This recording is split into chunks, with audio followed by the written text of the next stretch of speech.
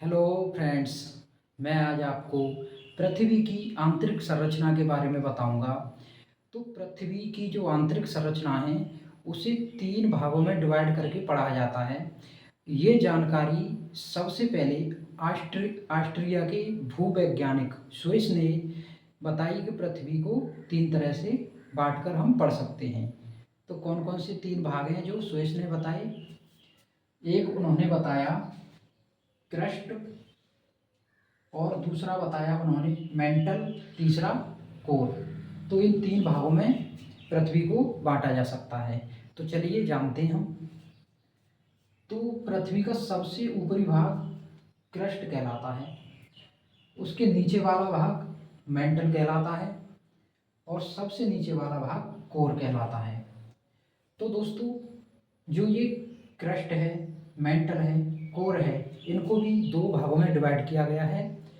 बाह्य बाह्य क्रस्ट और आंतरिक। बाह्य जो ये लाइन है, इसके ऊपर वाली बाह्य, और ये आंतरिक। इसी तरीके से इनमें भी डिवाइड किया गया है।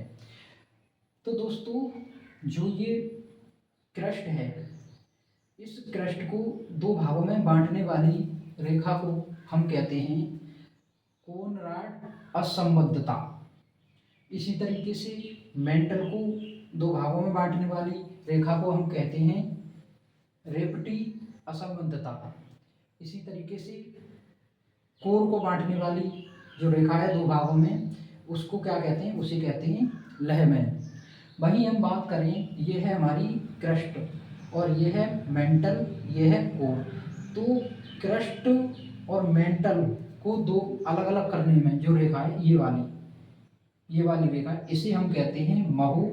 वहीं हम बात करें मेंटल और कोर को अलग करने वाली रेखा, ये है मेंटल, ये है कोर। इसे जो ये रेखा अलग कर रही है, इसे कहते हैं गुटेनबर्ग। तो हमने रेखाओं के बारे में जाना।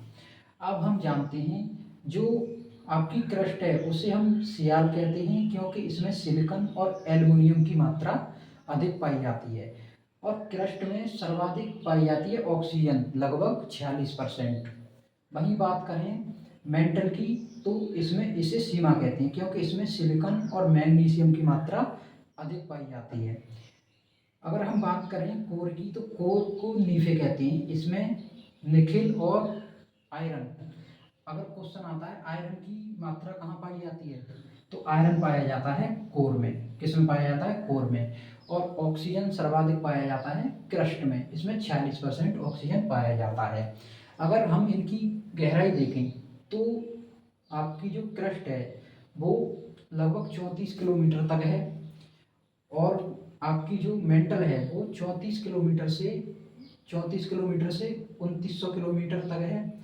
वहीं कोर की बात करें, तो कोर 2900 किलोमीटर से 6370 किलोमीटर है। अगर हम ये बात करें कि क्रस्ट को हम क्या कहते हैं, इसे लिथोस्फीयर भी कहते हैं, और आपकी जो मेंटल है इसे पायरोस्फीयर या वाइट ऑफ द अर्थ किसे कहते हैं? मेंटल को कहते हैं। और कोर को हम क्या कहते हैं? कोर को हम बेरिस्फीयर कहते हैं।